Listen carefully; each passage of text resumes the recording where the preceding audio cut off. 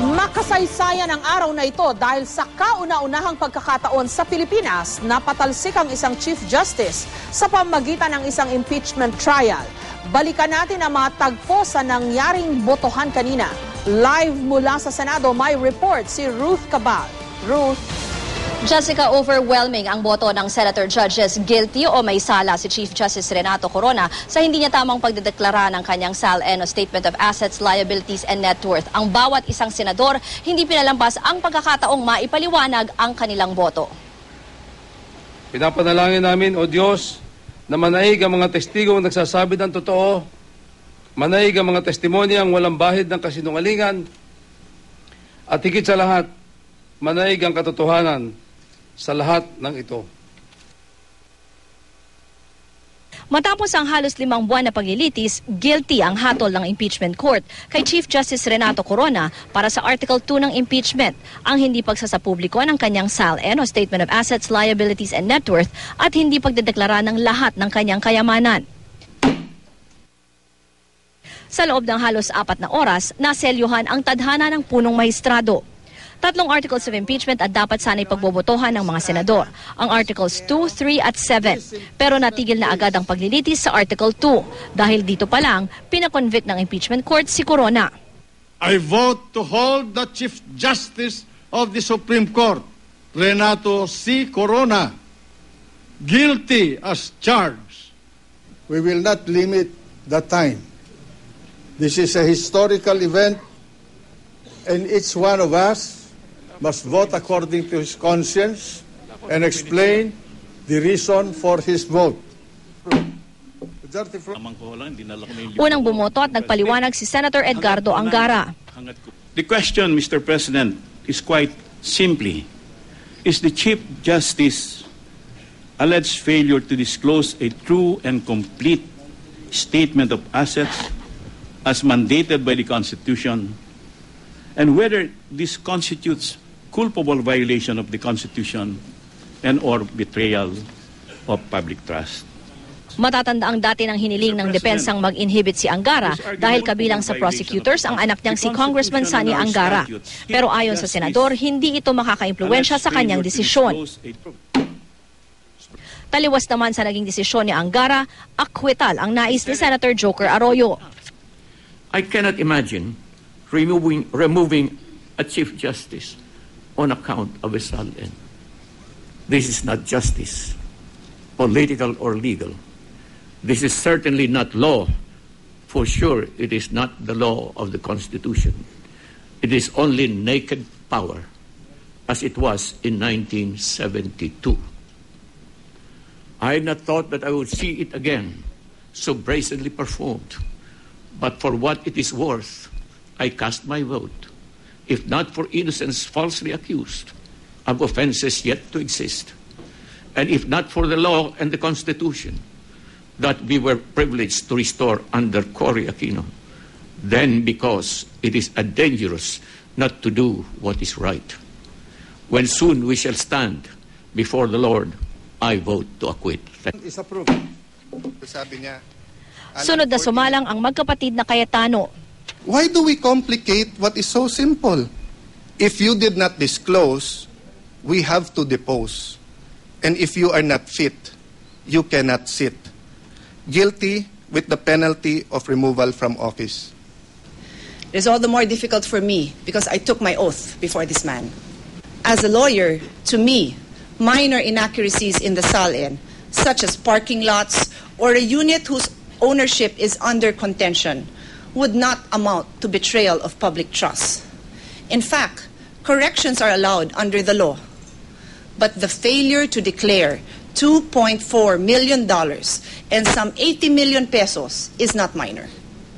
Pag nawala po ang tiwala ng taong bayan, dapat po bumaba na sa pwesto. On the accusation made in Article 2, I find the respondent guilty. Approved. Isa sa mga inabang boto at paliwanag ang kay Senadora Miriam Defensor Santiago. I have adopted the very high standard of overwhelming preponderance of evidence pursuant to the recommendation of Professor Charles Black of Yale University, author of the impeachment considered the Bible for the whole world on impeachment process in a democracy. My standard is very high because removal by conviction on impeachment is a stunning penalty, the ruin of a life. An omission in good faith in the SALN carries a light penalty and is even allowed by law to be corrected by the person who submitted it. Thus, it is not impeachable. Gaya ng dati, hindi nawala ang mga lecture at patama ng senadora. Ang klaseng kagaguhan yan. Galit kayo dahil ginabit ko ang salita na kagaguhan. I repeat, kagaguhan yan. Why do you study law if that is your opinion? At bakit matawagin na quasi-judicial itong proceedings na ito? If it's all purely political and anyone can have his own opinion. I was already hoping with all my heart that God would strike me dead. God would strike me dead. Panginoon, bigyan mo ako ng isa pang buhay at imbestigahin ko lahat. Isa-isa. Dito sa Senado at sa House of Representatives. Tignan natin. I thought that I was unlimited. I prepared a 2-minute paper, but I will obey. Sa huli, ang desisyon ng senadora, Would you be very surprised if I say that I vote not guilty? Honorable Senator matapos ang boto ni Santiago, si Senador Franklin Drilon, na kilalang kritiko ni Corona, ang sumalang. Chief Justice Corona knowingly, deliberately, and with malice aforethought filed inaccurate and false SALNs to conceal his enormous wealth. Where our Constitution and our laws require disclosure, he chose the path of concealment. He has lost his moral fitness to serve the people. He has betrayed the public trust. He cannot be Chief Justice a minute longer. I find the respondent guilty of Article 2. Is approved. Pagkatapos ni Drilon, halos sunod-sunod na ang guilty verdict kay Corona. Kung di natin pinapalusot si Chief Justice Corona, pues tayo din, wag nang magpalusot. Nais kong sabihin to the Chief Justice and his family, I wish you well. Naway gumaling po kayo sa inyong karamdaman sa lalong madaling panahon. Patnubayan nawa kayo at tayong lahat ng Diyos, kaugnay ng malaking hamon at pagsubok na sabay-sabay po natin kinaharap at pinagdaanan nitong mga nagdaang buwan. Mr. President, on Article 2, I find for the complainants and render judgment against the respondent, Chief Justice. I therefore make this painful decision with a heavy heart, but confident that we have given justice to our people. Sa kadahilanan ito, wala akong pag-aalinlangan ngayon nang nasasakdal ay nagkasala at lumabag sa itinadhana ng ating saligang batas. Sa wikang Ingles, in my eyes, he is guilty. Ginoong Pangulo, batay sa ebidensya, sa mga mismong mga sinabi at pag-amin ng nasasakdal, at bilang pagkilala sa kasagraduhan ng saligang batas ng Pilipinas, ito ang hatol ko. Ang nasasakdal na punong mahistrado ng Korte Suprema ay hindi na po karapat-dapat sa pagtitiwala ng sambayanang Pilipino. Mr. President, I vote to convict the accused Chief Justice of the Supreme Court. Maraming salamat po. I vote to ask the Chief Justice to step down from the pedestal where he was installed by the nation and where he was supposed to preside over the highest court in the land, so he may once more walk among our people, where all public officials must be judged.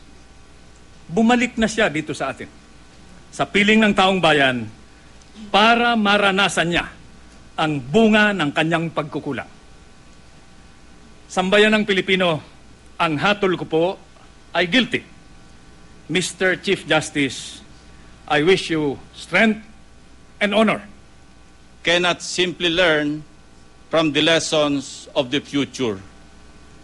Even if the standards of moral fitness for such a lofty position in government were lowered, an acquittal may still be difficult to justify. to justify. Mr. President, distinguished colleagues, I therefore find the respondent guilty as charged under Article 2 of the Articles of Impeachment. If we acquit the Chief Justice, we would tragically lift the floodgate for public suspicion and widespread distrust on the highest institution of our judicial system. We also lower the bar of public accountability of government officials. It was not easy. It is painful, but we must do it. I therefore vote for removal from public office. I vote to convict. Approved. Pero pansamantalang natigil ang momentum ng guilty verdict nang magpaliwanag na si Senador Bongbong Marcos.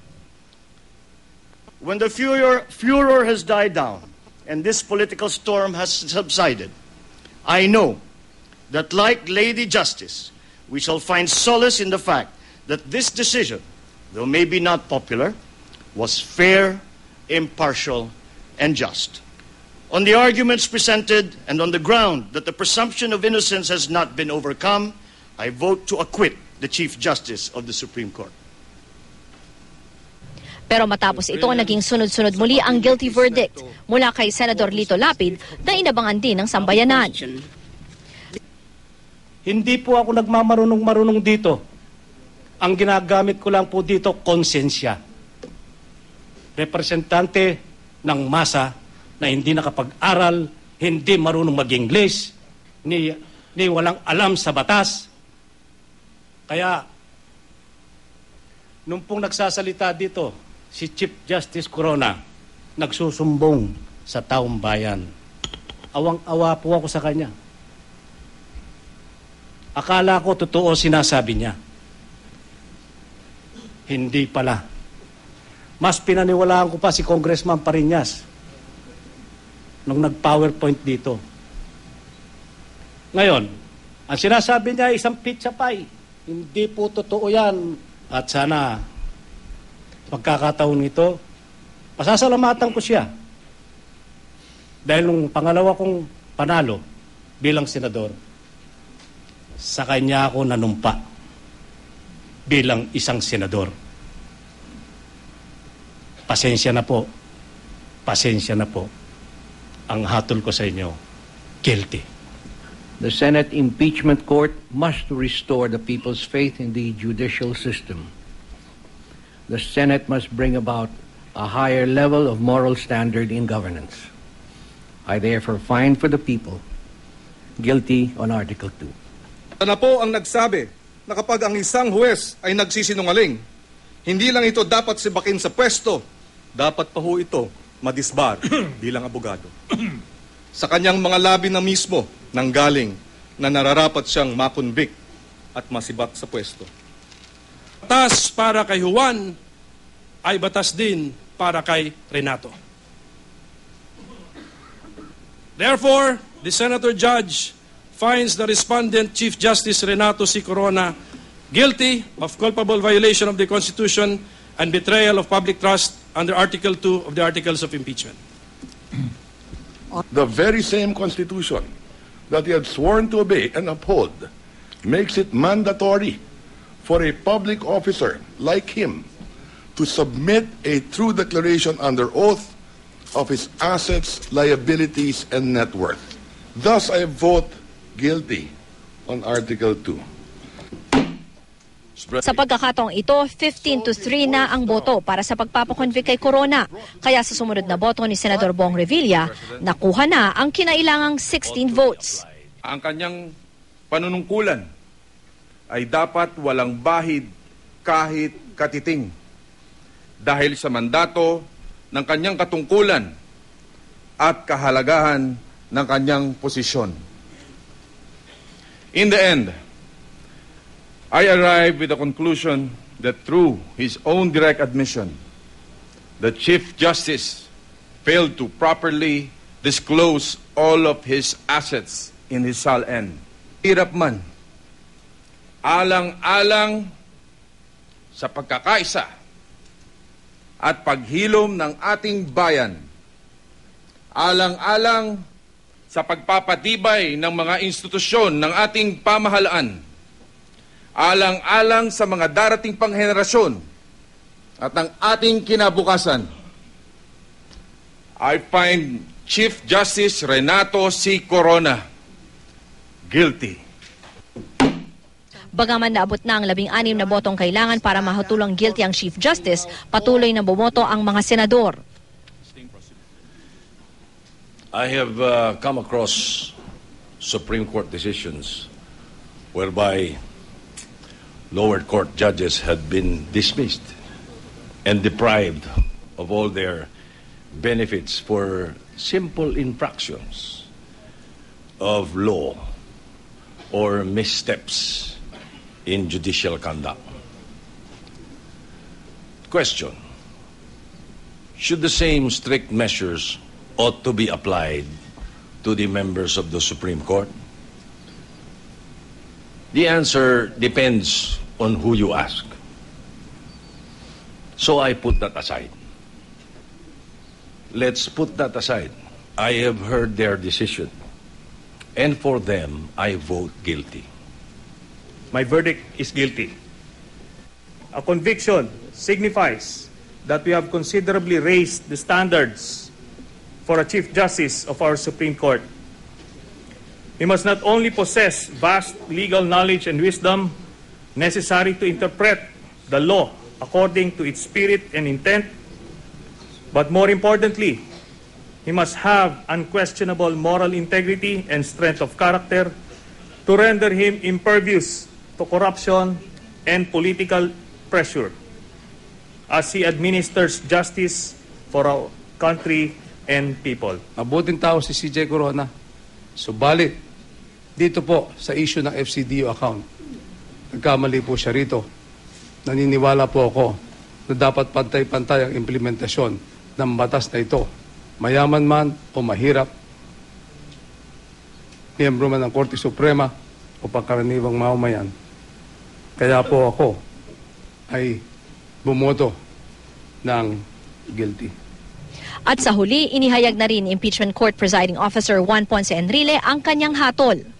With full trust that the Almighty will see us through the aftermath of this chapter in our nation's history, I vote to hold the Chief Justice of the Supreme Court, Renato C. Corona, guilty as charged under Article numeral 2, paragraph 2.3, and that his deliberate act of excluding substantial assets from his sworn statement of assets, liabilities, and net worth constitutes, in my humble view, as a member of this court, a culpable violation of the Constitution of the Republic of the Philippines.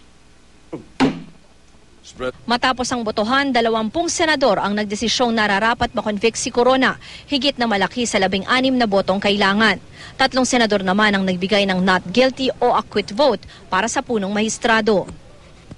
Jessica, bukas ay balik normal na itong schedule ng mga senador. Balik na sa 3:00 ng hapon yung kanilang legislative session. Sa umaga may ilang mga hearing, kasama na dyan yung isang hearing ng Commission on Appointments. Jessica. Okay, Ruth, kanina tinanong ko si Joseph, wala yung wording na immediately dapat matanggal na sa pwesto itong si Chief Justice Corona. Ano ang paliwanag dyan? Kanina kasi ang na-interview lang natin tungkol dyan, yung ilang mga lawyers, no? Pero ang sinasabi naman nila from the prosecution na parang automatic na daw yan na tanggal sa pwesto or removal from office yung effect niyan dahil ngayon naman talaga yung pakay nga kaya sinasagawa itong impeachment proceedings. But from the side of the Senate President, wala pa tayong narinig na ganyan, although una naman lang niyang sinabi na matatanggal nga sa pwesto at sinabi na rin niya na hindi nga appealable yung magiging desisyon ngayon itong impeachment court, Jessica. Okay, meron bang mga boto ng may mga senador ba na ikinagulat ang kanilang boto? Isa dyan sa napansin natin medyo kanina na kinagulat yung boto nga. Katulad na rin ang nabanggit kanina ni Joseph Morong, no, yung boto ni Senator Manny Villar. Kasi nga, alam naman natin na medyo mahigpit na naging magkatunggali itong si Senator Villar at itong ating si Pangulong Aquino, no, noong eleksyon. No. Kaya talagang akala ng marami ay yung magiging desisyon niya ay anything na against, anything but hindi pagpapabor nga doon sa Pangulong Aquino dahil nga sinasabi nga nila na sinulong nga talaga ng Malacanang itong impeachment nga ni Chief Justice Corona. Kaya medyo marami. At nakita rin natin medyo nagulat din yung reaksyon ng ilang mga nasa gallery kanina doon sa boto ni Senator Villar. Okay, kanina narinig ko yung binanggit ni Senate Presiding Officer Juan Ponce Enrile na yung deklarasyon daw ng SALN, something about that, no? And he said na he is deeply concerned na baka hindi masunod yung mga o maalala yung mga leksyon dito sa impeachment trial.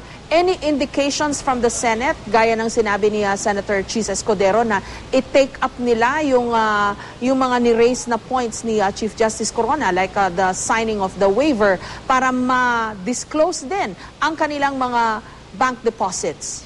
For now, wala pa tayong nakitang reaksyon agad dyan. No? Pero kanina, tama ka nga, Jessica, na may binanggit nga itong si Senator Chis na may panukalang batas nga siya na magkaroon na sila ng waiver para ma-open nga yung kanilang bank accounts. Pero nakita naman natin na halos parang nagkakaisa naman itong mga senador doon daw sa mga naging lessons nga nila from this impeachment trial. At umaasa nga sila na dahil dito ay magiging mas transparent nga at accountable nga ang ating public officers. At isa nga dyan sa tinitignan ay yung gagawin na nga batas or amyenda sa batas itong pagkakaroon na nga lang ng waiver. Jessica. Okay, isa pa sa mga ipinagtataka, after niyang magsalita, no, si Senator Miriam Defensor Santiago hindi na nakita sa loob ng session hall. Ano nangyari, Ruth? Unfortunately, hindi na rin natin siya nahabol. Nagulat na lang nga tayo na lumabas na rin agad itong si Senator Miriam. Pero alam naman natin na meron siyang iniindang sakit. Kaya most likely, yan yung rason niya kung bakit lumabas na siya kanina ng session hall. Okay, paglabas niya, hindi na siya bumalik. Hindi na rin natin siya napansin, Jessica. Okay, maraming salamat, Ruth Cabal.